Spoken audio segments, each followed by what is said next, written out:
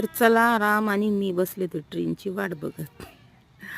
खूप कंटाळा आलता. मी चहा पित होते, राम मला हसत होता का की मी व्हिडिओ काढत होते आणि खूप कंटाळे पण होते, त्यामुळे तो मला हसत होता. राम म्हणजे आमच्या खारी गोळीवाला, आमच्यासोबतच गाडीमध्ये मी भेळ विकते, तो खारी गोळी विकतो.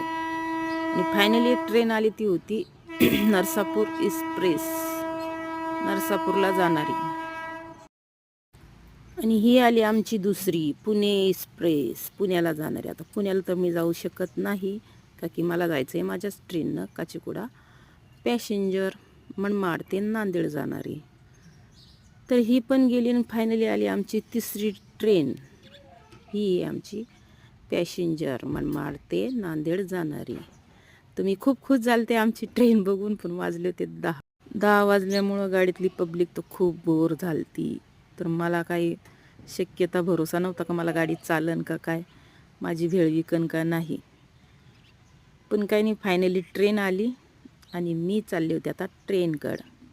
म्हटलं चला ट्रेनमध्ये बसावा, मग बघावा भेळ खाणार का नाही खाणार कोणी, किंवा मग माझी भेळ विकणार का नाही विकणार. तर कमेंट बॉक्समध्ये कमेंट नक्की कळवा आजचा माझा ब्लॉग कसा वाटला तुम्हाला.